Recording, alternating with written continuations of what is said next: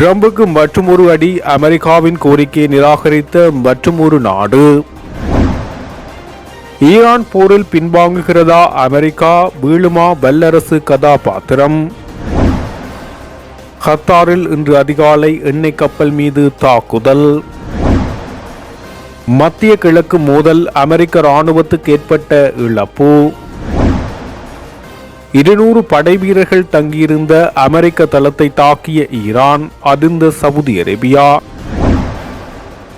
நேட்டோவில் இருந்து அமெரிக்கா விலகுவது குறித்து ட்ரம்ப் பரிசீலனை.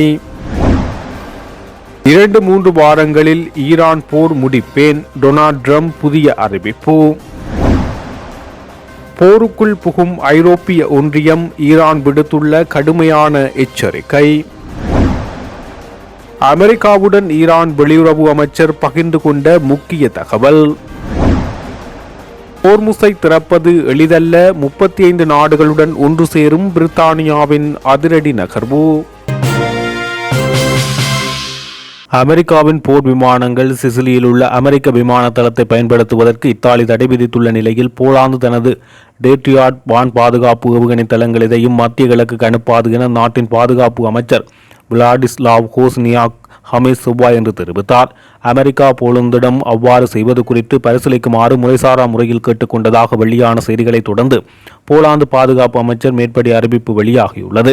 ஈரானுடனான மோதல் தீவிரமடைந்து வருவதாலும், அப்பகுதியில் உள்ள அமெரிக்க படைகள் மற்றும் நட்பு நாடுகள் மீதான ஏவுகணை தாக்குதல்கள் அதிகரித்து வருவதாலும், தனது 2 பேட்ரியாட் ஏவுகணை தளங்கள் ஒன்றை அங்கு நிலைநிறுத்துவது குறித்து வாஷிங்டன் அதிகாரப்பூர்வமற்ற முறையில் போலாந்திடம் கேட்டுக்கொண்டதாக போலாந்து நாளிதழான ரசஸ் போலிடா செவ்வாய் என்று செய்தி வெளியிட்டது.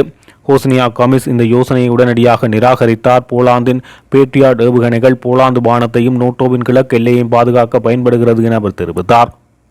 இது தொடர்பாக எதுவும் மாறப்போவதில்லை, அவற்றை வேறு எங்கு இடமாற்றம் செய்ய நாங்கள் திட்டமிடவில்லை என்று அவர் தெரிவித்துள்ளார். இங்கு எங்களுக்கு உள்ள பணிகள் எவ்வளவு முக்கியமானவை என்பதை நாங்கள் நட்பு நாடுகளுக்கு நன்கு புரிந்து கொள்கின்றது. போலாந்தின் பாதுகாப்பு ஒரு முழுமையான முன்னுரிமையாகும். அமெரிக்கா போலாந்து மீது அழுத்தம் கொடுத்ததாக கூறப்படும் கருத்துக்களை அமைச்சகம் மறுத்தது. பாதுகாப்பு அமைச்சகத்தின் செய்தி தொடர்பாளர் ஜானுஸ் ஜெசெமேச் இந்த விடயங்களில் அமெரிக்கர்கள் எங்களை எந்த வகையிலும் வற்புறுத்தவில்லை என கூறினார். போலந்தின் பொதுப்படை தலைவர் வீஸ்லாவ் உசுலாவும் இந்த அறிக்கைகள் நிராகரித்து யாரும் அதை கேட்கவில்லை என இத்தலத்தில் பதிவிட்டுள்ளார். ரஷ்யா, பெலராஸ் மற்றும் உக்ரைன் ஆகிய நாடுகளுடன் எல்லையை பகிர்ந்து கொள்ளும் நேட்டோவின் முக்கிய கிழக்கு எல்லை நாடு என்ற வகையில் தனது சொந்த வான் பாதுகாப்பு திறனை பலவீனப்படுத்திக் கொள்ள முடியாது என போலாந்து நீண்ட காலமாக வாதிட்டு வருகிறது. ஈரானுடனான மோதல் தீவிரமடைந்து வருவதால் பேட்ரியாட் அமைப்புகள் மீதான உலகளாவிய அழுத்தம் அதிகரித்து வருவதை இந்த விவகாரம் எடுத்துக்காட்டுகிறது. போலாந்து கூடுதலாக 6 ஏவுகணை தொகுப்புகளுக்கு ஓட செய்துள்ளது. அவை 2027 மற்றும் 2029 இடையில் வழங்கப்பட உள்ளன. ஆனால் அமெரிக்கா மற்றும் வளைகுடா நாடுகளின் தேவை கடுமையாக அதிகரித்து வருவதால் மத்திய கிழக்கு போர் ஏவுகணைகள் விநியோகங்களை தாமதப்படுத்தக்கூடும் என்ற கவலைகள் எழுந்துள்ளன. பிரதமர் டொனால்ட் டஸ்க் இந்த மோதலில் போலாந்து இராணுவம் தலையிடுவதை நிராகரித்துள்ளார். முன்னதாக ஈரானுக்கு போலாந்து துருப்புக்களை அனுப்பாது என அவர் கூறியிருந்தார். கடந்த பிப்ரவரி 28 ஈரான் மீதான தாக்குதலை தொடங்கிய அமெரிக்கா தொடர்ச்சியாக தாக்குதலை நடாத்தி வரும் நிலையில் அதன் ஆயுத இருப்பு முடிந்துவிட்டதாகவும், எனவே ஈரான் போரிலிருந்து பின்வாங்கப் போவதாக செய்திகள் வெளியாகியுள்ளது. ஆனால் அமெரிக்கா என்பது உலகின் மிகப்பெரிய இராணுவ கட்டமைப்பை கொண்டுள்ள ஒரு நாடு. அமெரிக்காவுக்கு வெளியே 800 இராணுவ தளங்கள் கொண்டுள்ளது அந்த நாடு. இவ்வாறு பலம் பொருந்திய அமெரிக்கா ஈரான் போரில் 1 மாதமே போர் தொடங்கிய நிலையில் அதன் ஆயுத கையிருப்பு முடிந்துவிட்டதாக வெளிவரும் முட்டாள்தனமான ஆய்வு வேறொன்றும் இருக்க முடியாது. யுத்தம் என்பது அமெரிக்காவுக்கு எப்போதுமே ஒரு முதலீடாகவே இருந்து வந்துள்ளது. அமெரிக்காவாக இந்த பூமியில் வலம் பெற வேண்டுமென்றால் ஈரானுடனான போரில் என்ன விலை கொடுத்தாவது வென்றுதான் ஆக வேண்டும். இந்த உலகத்தை மிரட்டி வல்லரசு கதாபாத்திரத்தை தொடர்ந்து தக்க வைத்துக் கொள்ள வேண்டுமென்றால் ஈரானை எப்பாடுபட்டாவது அது வீழ்த்தித்தான் ஆக வேண்டும். அதனை செய்வதற்கு எந்தவித இரக்கமுமின்றி அமெரிக்கா அதனை செய்யும். தான் எதிர்காலத்தில் கொளுத்த முதலீட்டை அடைவதற்கு ஒருபோதும் ஈரானை விட்டு அமெரிக்கா வெளியேறாது என தெரிவிக்கப்பட்டுள்ளது. கத்தார் நாட்டின் தோஹாவுக்கு வடக்கே சுமார் 17 கடல் மைல் தொலைவில் ஒரு எண்ணெய் கப்பல் மீது 2 எறிகணைகள் தாக்கியதில் கப்பலின் நீர்மட்டத்துக்கு மேலே உள்ள மேல்தளத்தில் சேதம் ஏற்பட்டதாக இங்கிலாந்து கடல்சார் வர்த்தக செயற்பாடுகள் அலுவலகம் புதன்கிழமை அதிகாலை தெரிவித்தது. UKMTO விடுத்த எச்சரிக்கையில் எறிகணைகளில் ஒன்று கப்பலில் தீயை ஏற்படுத்தியதாகவும் அது பின்னர் அணைக்கப்பட்டு விட்டதாகவும், 2வது எறிகணை கப்பலின் இயந்திர அறைக்குள் வெடிக்காமல் இருப்பதாகவும் அது சம்பந்தப்பட்ட அதிகாரிகளால் பரிசோதிக்கப்பட்டு வருவதாகவும் கூறியது. எறிகணைகளின் தன்மை மற்றும் சம்பவத்தை சுற்றியுள்ள சூழ்நிலைகளை குறித்து அதிகாரிகள் விசாரித்து வருவதாகவும் சம்பவத்தில் எந்த உயிரிழப்பும் ஏற்படவில்லை என தெரிவித்துள்ளது. அப்பகுதியை கடந்து செல்லும் கப்பல்கள் எச்சரிக்கையுடன் இருக்குமாறும் சந்தேகத்துக்கிடமான எந்தவொரு நடவடிக்கையும் உடனடியாக தெரிவிக்குமாறு அந்த அமைப்பு அறிவுறுத்தியுள்ளது.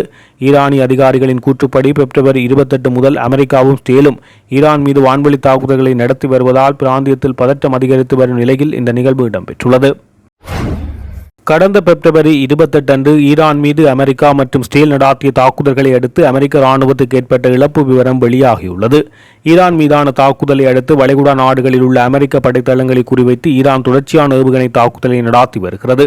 இந்த தாக்குதல்களில் 13 அமெரிக்க வீரர்கள் கொல்லப்பட்டதாகவும் 300க்கும் மேற்பட்டோர் காயமடைந்ததாகவும் வெளிநாட்டு ஊடக அறிக்கைகள் தெரிவிக்கின்றன. இருப்பினும் காயமடைந்த வீரர்களில் 273 பேர் ஏற்கனவே பணிக்கு திரும்பிவிட்டதாக அமெரிக்கா தெரிவித்துள்ளது. அத்துடன் அமெரிக்காவுக்கு சொத்துழப்பும் பாரியளவு ஏற்பட்டுள்ளதாக தகவல்கள் வெளியாகியுள்ளன. சவுதி அரேபியாவின் அமெரிக்காவின் அல் ஹஜ் விமானப்படை தளத்தில் ஈரான் பாரிய தாக்குதலை மேற்கொண்டுள்ளதாக தெரிவிக்கப்படுகிறது. 200 படை வீரர்கள் தங்கியிருந்த தளத்தில் உள்ள பணியாளர்களின் தங்குமிடத்தை இலக்காக கொண்டு தாக்குதல் நடாத்தப்பட்டுள்ளதாக இஸ்லாமிய புரட்சிகர காவல்படையின் வான்படை கட்டளை தளபதி தெரிவித்துள்ளார். ஆளில்லா விமானம் மற்றும் ஏவுகணைகளை பயன்படுத்தி தனது படைகள் தாக்குதல் நடத்தியுள்ளதாக அவர் சுட்டிக்காட்டியுள்ளார். தனது எக்ஸ் கணக்கில் பதிவிட்டுள்ள ஒரு பதிவில் பிரிகேடியர் ஜெனரல் மஜித் மூசாவி அமெரிக்க விமான பணியாளர்கள் கூடியிருந்த இடத்தை இந்த தாக்குதல் வெற்றிகரமாக தாக்கியதாக தெரிவித்துள்ளார். இன்று சவுதி அரேபியாவின் அல் ஹர்ஜில் உள்ள அமெரிக்க விமானிகள் மற்றும் விமான பணியாளர்களின் தங்குமிடத்தை ஆளில்லா விமானம் மற்றும் ஏவுகணைகளை பயன்படுத்தி நாங்கள் தாக்கினோம். இதில் 200 பேர் கூடியிருந்த இடம் தாக்கப்பட்டது. தற்போது AWACS விமானங்கள், எரிபொருள் நிரப்பும் விமானங்கள் மற்றும் எரிபொருள் கிடங்குகள் மீதான தாக்குதல்களுக்கு மேலதிகமாக விமான பணியாளர்கள் மத்தியில் ஏற்பட்ட உயிரிழப்புகள் மற்றும் சேதங்களின் பட்டியலும் ரம் மற்றும் ஹெக்ஸத்தின் இழப்புகள் மற்றும் சேதங்கள் பட்டியலில் உள்ளது என மஜித் முசாவி தெரிவித்துள்ளார். நோட்டோ அமைப்பிலிருந்து அமெரிக்கா வெளியேறுவது குறித்து தீவிரமாக பரிசீலித்து வருவதாக அந்நாட்டு ஜனாதிபதி டொனால்ட் ட்ரம்ப் தெரிவித்துள்ளார். த டெலிகிராஃப் பத்திரிகைக்கு வழங்கிய நேர்காணலில் டொனால்ட் ட்ரம்ப் இந்த விடயத்தை குறிப்பிட்டுள்ளார்.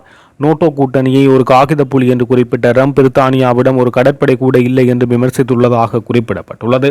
அத்துடன் மத்திய கிழக்கில் ஏற்பட்டுள்ள மோதல்களுக்கு பிறகு அந்த அமைப்பில் அமெரிக்கா உறுப்பினராக நீடிப்பது குறித்து மீண்டும் பரிசீலிப்பீர்களா என வினவிய நிலையில் ஆம், அது மறுபரிசீலனைக்கு அப்பாற்பட்டது என தாம் கருதுவதாக தெரிவித்தார்.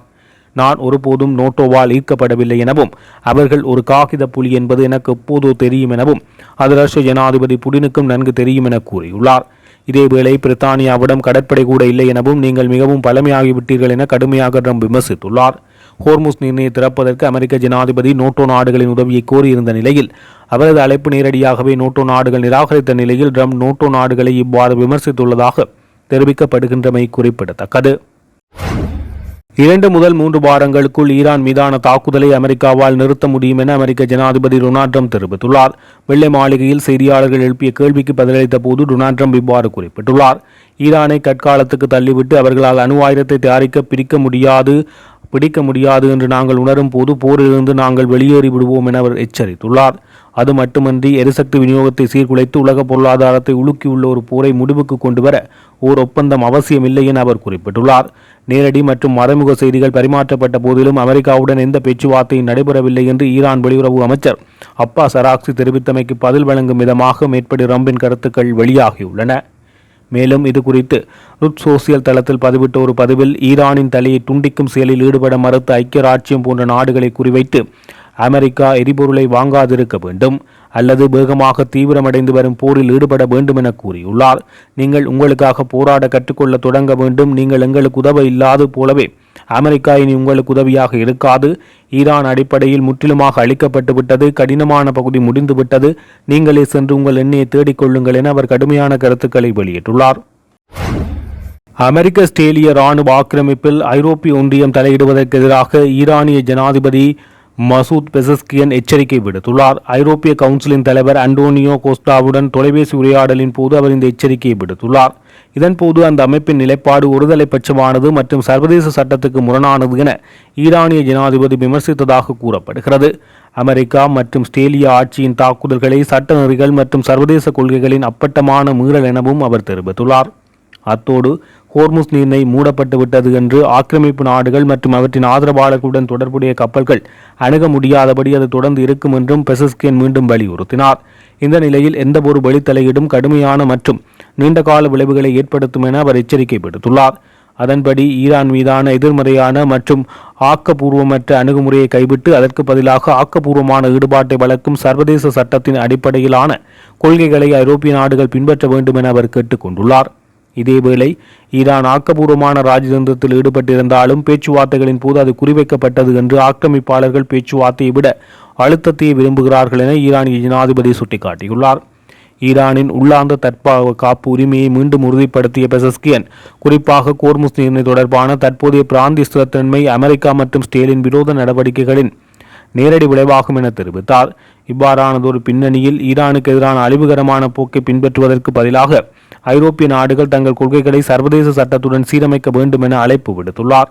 இந்த நிலையில் மேற்படி கூற்றுக்களுக்கு பதிலளித்த ஐரோப்பிய கவுன்சிலின் தலைவர் அன்டோனியோ கோஸ்டோ இந்த மோதலின் புவிசார் அரசியல் மற்றும் பொருளாதார விளைவுகள் குறித்து கவலை வெளியிட்டுள்ளார். அத்தோடு ஈரானுக்கு எதிரான ஆக்கிரமிப்பு சர்வதேச சட்டத்துக்கு முரணானது என்று விவரித்த அவர் ஐரோப்பிய நாடுகள் அதை ஆதரிக்கவில்லை என்றும் அமைதியான பேச்சுவார்த்தை மூலம் தீர்வு காண வேண்டியதன் அவசியத்தையும் வலியுறுத்தியுள்ளார். அமெரிக்கா அனுப்பிய 15 அம்ச முன்மொழிவுகளுக்கு தெஹ்ரான் இன்னும் பதிலளிக்கவில்லை என்றும் நாங்கள் எந்த முன்மொழிவுகளையோ அல்லது நிபந்தனைகளையோ சமர்ப்பிக்கவில்லை என ஈரான் வெளியுறவு அமைச்சர் அப்பாஸ் அராக்சி உறுதிப்படுத்தியுள்ளார். மேலும் அமெரிக்காவுடன் நேரடியாகவோ அல்லது பிராந்திய நாடுகள் மூலமாகவோ முக்கிய செய்திகள் பரிமாற்றப்பட்டுள்ளது என்பதையும் அவர் சுட்டிக்காட்டியுள்ளார். சர்வதேச ஊடகம் ஒன்றுக்கு வழங்கிய விசேட நேர்காணலில் அவர் இதனை தெரிவித்துள்ளார். இது தொடர்பில் கருத்து வெளியிட்ட அராக்சி முன்பை போலவே அமெரிக்கா சிறப்பு தூதர் ஸ்டீவ் விட்காஹாப்பிடமிருந்துதான் நேரடியாக செய்திகளை பெறுகிறேன். ஆனால் இதன் அர்த்தம் நாங்கள் பேச்சுவார்த்தையில் இருக்கிறோம் என்பதல்ல. இங்கு ஈரானில் உள்ள எந்த ஒரு தரப்புடனும் பேச்சுவார்த்தை நடாத்தப்படுவதாக கூறப்படுவதில் உண்மையில்லை. மேலும் அனைத்து செய்திகளும் வெளியுறவு அமைச்சகம் மூலமாக தெரிவிக்கப்படுகிறது. குறிப்பாக பாதுகாப்பு அமைப்புகளுக்கிடையே தகவல் பரிமாற்றங்கள் நடைபெறுகின்றன. இவ்வாறான நிலையில் அமெரிக்காவுடன் பேச்சுவார்த்தை நடத்தியதில் தங்களுக்கு ஒருபோதும் நல்ல அனுபவம் கிடைத்ததில்லை. இதன்படி ஈரான் இனி ஒருபோதும் அணு ஆயுதத்தை பெறமாட்டோம் என்று உறுதியளிப்பது முதல் அதன் ஏவுகணை கையிருப்பை தூரம் மற்றும் எண்ணிக்கை ஆகிய இரண்டிலும் கட்டுப்படுத்துவது வரையிலான முன்மொழிவுகளை அமெரிக்கா திட்டம் உள்ளடக்கியிருந்தது. இருப்பினும் நாங்கள் எதிர்பார்ப்பது போர் நிறுத்தத்தை அல்ல, பிராந்தியத்தில் அனைத்து தாக்குதல்களும் முடிவுக்கு வருவதை மாத்திரமே ஈரான் ஏற்கும் என அராக்சி திட்டவட்டமாக கூறியுள்ளார். மத்திய கிழக்கு போரினால் முடக்கப்பட்டுள்ள மூலோபாய முக்கியத்துவம் வாய்ந்த கோர்முஸ் நீர்மையை மீண்டும் திறப்பது குறித்து ஆலோசிப்பதற்காக சுமார் 35 நாடுகளின் கூட்டத்தை பிரித்தானியா இந்த வாரம் நடாத்தும் என அந்நாட்டு பிரதமர் கே ஸ்டார்மர் அறிவித்தார். சற்று முன்னர் டவுனிங் ஸ்ட்ரீட்டில் நடைபெற்ற செய்தியாளர் சந்திப்பில் அவர் இதனை தெரிவித்தார். இந்த ஆலோசனை கூட்டத்தை பிரித்தானிய வெளியுறவு செயலாளர் ஜவட் ஹூப்பர் நடாத்துவார் என குறிப்பிட்ட அவர் பேச்சுவார்த்தை நடைபெறும் திகதியை வெளிப்படையாக அறிவிக்கவில்லை. கடற்பயண சுதந்திரத்தை மீட்டெடுக்கவும், அங்கு சிக்கியுள்ள கப்பல்கள் மற்றும் மாலுமிகளின் பாதுகாப்பை உறுதிப்படுத்தவும், அத்தியாவசிய பொருட்களின் நகர்வை மீண்டும் தொடங்கவும் தேவையான அனைத்து ராஜதந்திர மற்றும் அரசியல் நடவடிக்கைகளையும் இந்த சந்திப்பு மதிப்பீடு செய்யும் என ஸ்டார்மர் கூறினார். அந்த கூட்டத்தை தொடர்ந்து போர் நிறுத்தப்பட்ட பிறகு நீர்மையை பாதுகாப்பானதாக அணுகக்கூடியதாக மாற்றுவதற்கு எமது இராணுவ திறன்களை எவ்வாறு பயன்படுத்தலாம் என்பது குறித்து ஆராய இராணுவ திட்டமிடுபவர்களை நாங்கள் ஒன்று திரட்டுவோம் என அவர் மேலும் தெரிவித்துக் கொண்டார். ஹோர்முஸ் நீரிணை ஊடான பாதுகாப்பான போக்குவரத்தை உறுதி செய்ய தகுந்த முயற்சிகளுக்கு பங்களிக்க தயார் என அண்மையில் கையெழுத்திட்ட நாடுகளும் இந்த ஆலோசனையில் பங்கேற்கும். பிரித்தானியா, பிரான்ஸ், ஜெர்மனி, இத்தாலி, ஜப்பான் மற்றும் நெதர்லாந்து ஆகிய நாடுகள் இதில் கையெழுத்திட்டுள்ளன. இருப்பினும் மக்களிடம் நான் உண்மையை சொல்ல வேண்டும், இதை எளிதான காரியமாக இருக்காது என ஸ்டார்மர் எச்சரித்துள்ளார். இதேவேளை ஈரான் போரை முடிவுக்கு கொண்டு வரவும், ஹோர்முஸ் நீரிணையை மீண்டும் திறக்கவும் பிரான்சுடன் நெருக்கமாக ஒருங்கிணைந்து செயல்பட சம்மதித்துள்ளதாக ஜப்பானிய பிரதமர் ஜானே தகாஜி அறிவித்துள்ளார். பாதுகாப்பு உறவு மற்றும் கைத்தொழில் ஒத்துழைப்பு குறித்து டோக்கியோவில் பிரான்ஸ் அதிபர் இமானுவேல் மேக்ரோனுடன் நடத்திய பேச்சுவார்த்தைக்கு பிறகு தகாஜி இதனை தெரிவித்தார். ஹோர்முஸ் நீரிணையின் கடற்பணி சுதந்திரத்தை மீட்டெடுக்க வேண்டியதன் அவசியத்தை தானும் உடன்படுவதாக மேக்ரோன் தெரிவித்தார். ஜப்பான் தனது எண்ணெய் தேவையில் சுமார் 90% மத்திய கிழக்கிலிருந்து பெறுகிறது. நீரிணை மூடப்பட்டதால் ஏற்பட்டுள்ள பொருளாதார பாதிப்பை குறைக்க ஜப்பான் தனது எண்ணெய் கையிருப்புகளை பயன்படுத்த தொடங்கியுள்ளது.